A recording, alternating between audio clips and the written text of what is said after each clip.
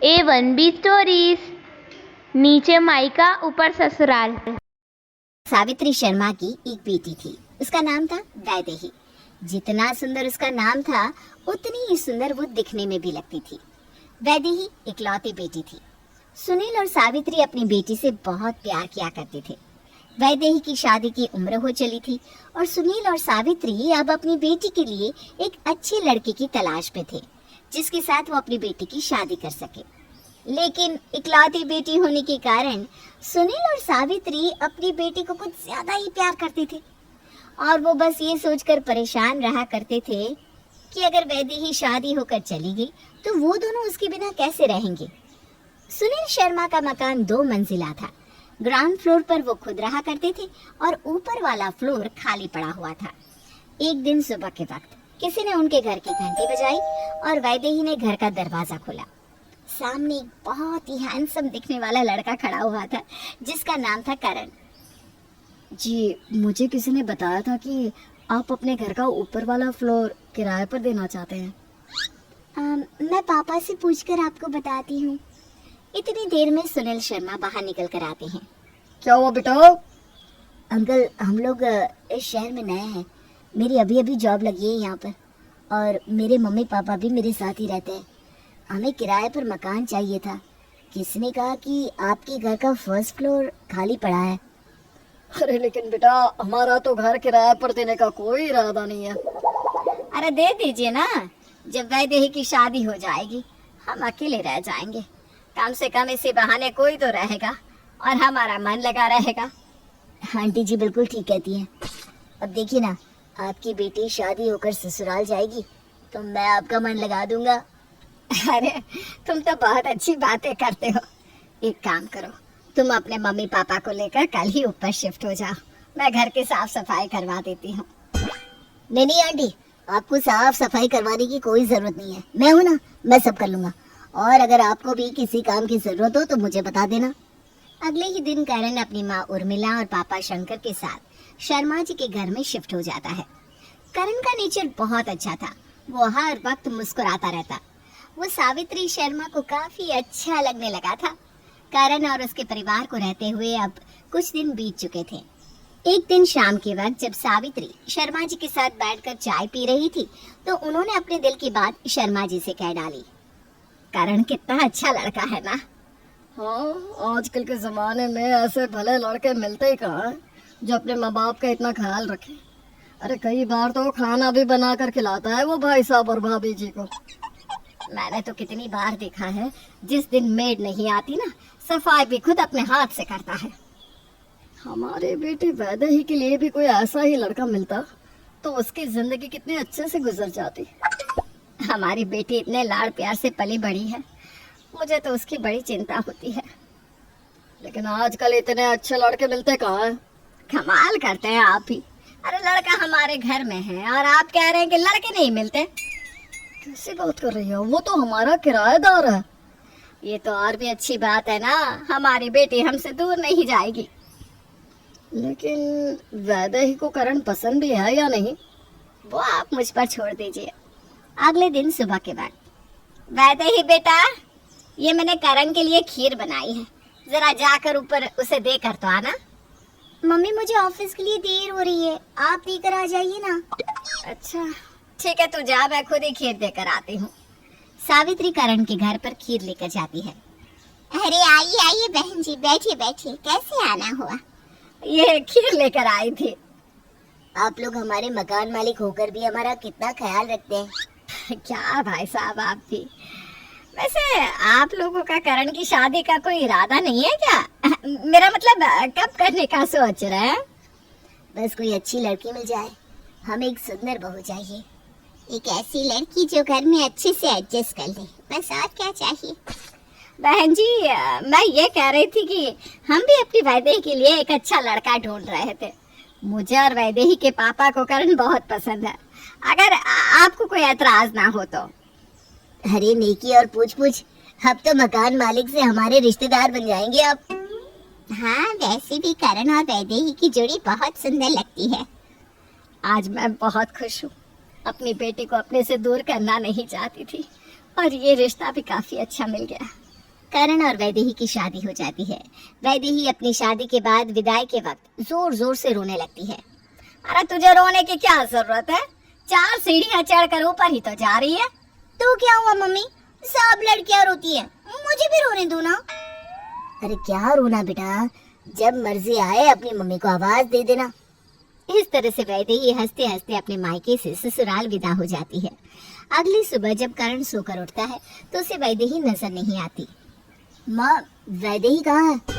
पता नहीं बेटा, मैं तो खुद कहने वाली थी कि उसकी पग फेरों की रस्म है, उसे तैयार होना है। वैदेही, वैदेही कहाँ हो तुम? वैदेही तो अपने माँ और पापा के साथ बैठकर चाय पी रही थी। करण की आवाज सुनकर वो ऊपर देखती है। क्या हुआ करण? अरे तुम वहाँ क्या कर रही हो? चाय पी रही हूँ। मुझे मेरे कप में ही चाय पीना पसंद है और बाथरूम भी ना मैं अपने कमरे का ही यूज करती हूँ। वैसे भी ऊपर वाला पोर्शन तो हमने किराए के हिसाब से बनवाया था, मुझे वो रूम भी पसंद नहीं है। अरे वैदेही, अब वो तुम्हारा ससुराल है। अरे बहू, तुम्हारी पग फेरों की रस्म होनी थी, लेकिन तुम तो खुद ही अपने मायके पहुंच गई। अब आधी रस्म तो हो गई, बाकी की बची हुई रस्म के लिए करण को तुम्हें लेने भेजती हूँ। क्या मम्मी जी, आप भी ना आ रही हो ना? मैं वैदेही एक ही मिनट में दौड़कर ऊपर पहुंच जाती है। अब उर्मिला वैदेही को पहली रसोई बनाने के लिए किचन में भेजती है। वैदेही अगले ही पल हलवा लेकर बाहर आती है। अरे बहू तो बड़ी फास्ट है, आधा मिनट भी नहीं लगा हलवा बनाने में। अरे नहीं नहीं पापा जी, नीचे मम्मी ने बनाया था, ज्यादा बन गया था तो मैं ले आई। अरे बहू, अब वो तुम्हारा मायका है और ये ससुराल। अरे मम्मी जी, आप भी ना। अच्छा वो सब छोड़िए, पापा कह रहे थे कि इस महीने का किराया नहीं दिया आपने, तो वो दे देना जरा। ये तुम कैसी बात कर रही हो वैदेही? क्या अब भी तुम्हारे पापा हम लोगों से किराया लेंगे? अरे हाँ बिल्कुल लेंगे, आखिरकार आप है तो उनकी किराएदार ही ना, किराया क्यों नहीं लेंगे? अरे बहू, अब तो हम रिश्तेदार बन गए हैं और ये उनकी बेटी का ससुराल है, अपनी समधी से भला कौन किराया लेता है? नहीं नहीं नहीं पापा जी, मेरे पापा ना हिसाब किताब के बड़े पक्के हैं। अगर आप लोगों ने किराया नहीं दिया तो वो मुझसे किराया मांग लेंगे, क्योंकि अब मैं आपके घर की बहू बन गई हूँ ना। भगवान सब भला करना, ये ऊपर ससुराल नीचे मायका, कभी किसी को ना देना। पता नहीं क्या क्या रंग दिखाएगा ये।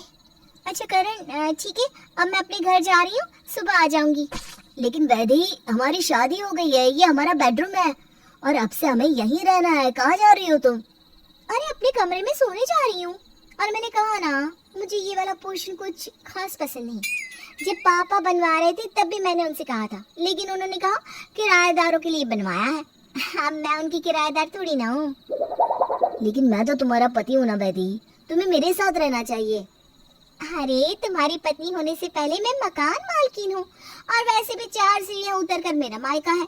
क्या हो गया अगर मैं वहाँ चली जाऊंगी?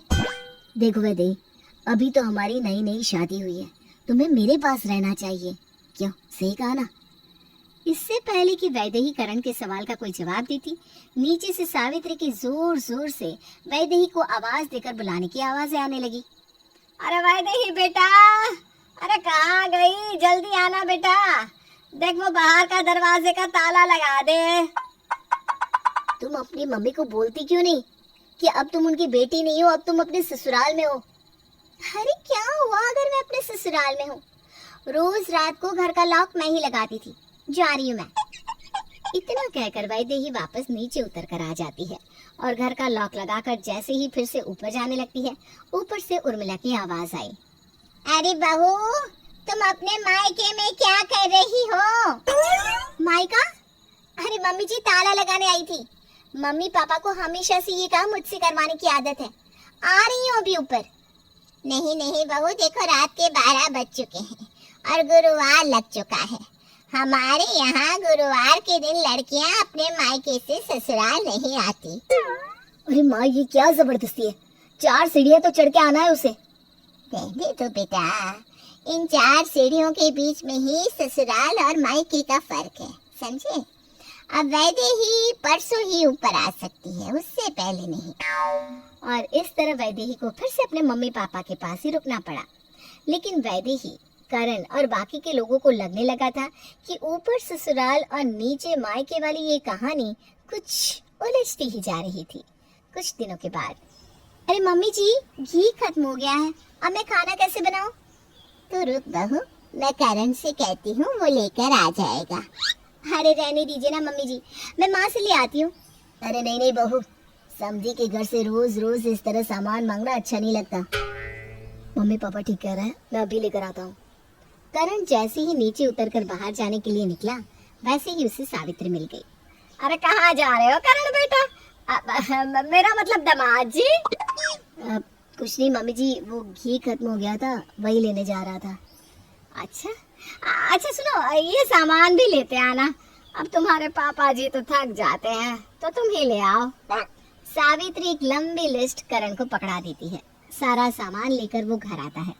उर्मिला उसे सावित्री का सामान लाते हुए देख लेती है। अरे तू दामाद है उस घर का, ये क्या उनका सामान लाद कर गधे की तरह घूम रहा था? तो क्या करूं मम्मी, कैसे मना करूं? सामने मिल गई वैदे की मम्मी, तो क्या कहता मैं? कुछ दिनों के बाद एक दिन दोपहर के वक्त वैदे ही अपने घर में कहीं नजर नहीं आ रही थी। उर्मिला ने उसे चारों तरफ ढूंढा, लेकिन जब वो कहीं नजर नहीं आई तो उर्मिला समझ गई कि वैदे ही अपने मायके गई होगी। थोड़ी देर के बाद जब वैदे ही ऊपर आई तो उर्मिला उसे घूर घूर कर देखने लगी। क्या हुआ मम्मी जी? अरे बहू, तुम कभी भी मायके चली जाती हो? क्या करूं मम्मी जी, दूसरी लड़कियों की तरह अपने ससुराल की बुराई फोन करके तो नहीं बता सकती ना अपनी माँ को। इसलिए सोचा वहाँ जाकर ही बताती हूँ। है? क्या मतलब? क्या मतलब क्या मम्मी जी? अरे लड़कियाँ करती तो है अपनी सास की बुराई। मैंने सोचा मैं भी पता करूँ कि कैसा लगता है बुराई करके। अब ऊपर से नीचे कॉल क्या करना, तो मैं करे चली गई। भगवान भला करे, जाने क्या क्या होना बाकी है। कुछ दिनों के बाद वैदेही की प्रेगनेंसी की खबर आती है। वैदेही, अब तुम्हें अपनी हेल्थ का ध्यान रखना होगा। वो करण मेरी सहेली है ना, वो अपनी डिलीवरी के लिए अपने मायके गई थी, तो क्या मैं भी जा सकती हूँ? अरे वैदेही, तुम्हारा मायका दूसरे शहर तो दूर, दूसरे घर में भी नहीं है। तुम वहाँ रहो या यहाँ रहो, क्या फर्क पड़ता है? नहीं नहीं नहीं नहीं, अब मैं अपने मायके में ही डिलीवरी करवाऊंगी। मैं अपने 7वें महीने में जाऊंगी और फिर बच्चे की 3 महीने का होने पर वापस आऊंगी। ठीक है बहू, जैसी तुम्हारी मर्जी। ठीक है, मैं तुमसे मिलने आ जाऊंगा। मैं तो आ सकता हूँ ना? हाँ, लेकिन महीने में एक बार। मेरी सहेली का पति भी उसे कभी कभी मिलने आता था। लेकिन एक ही घर में रहकर 1 महीने तक ना मिलने की ये क्या जिद है बेटा? अरे पापा जी, एक ही घर में है तो क्या हुआ? वो है तो मेरा मायका ना, रोज रोज करण का आना अच्छा नहीं लगता। ठीक है बहू, जैसा तुम्हें ठीक लगे। इस तरह से 7वां महीना लगते ही वैदेही अपने मायके चली जाती है और करण एक घर में रहते हुए भी वैदेही से नहीं मिल सकता था, क्योंकि वैदेही ने उसे ऐसा करने से मना किया था। देखते ही देखते दोनों का बच्चा भी आ गया। अब इस ऊपर से नीचे के खेल से करण परेशान हो गया था। एक दिन वो सुनील जी से मिलने पहुंचा। नमस्ते अंकल जी। अरे बेटा, अंकल जी क्यों बोल रहे हो? पापा जी बोलो ना। अरे अभी मैं आपका दामाद नहीं, किराएदार बनकर आया हूँ ना, इसलिए। हाँ हाँ बोलो, क्या बात है? वो क्या ना आंटी जी, हम घर खाली करना चाहते हैं। तभी वहाँ पर वैदेही आ जाती है। अरे लेकिन आपको घर क्यों खाली करना है? ये मेरा मायका भी तो है। इसीलिए तो खाली करना है, क्योंकि ऊपर ससुराल और नीचे मायके ने मुझे मेरे ही बीवी बच्चे से दूर कर दिया है। अंकल जी, लीजिए आपका किराया। और हाँ, अब मैं अपनी बीवी को लेने आऊँगा दामाद बनकर। Like, share, comment, subscribe and thank you for watching.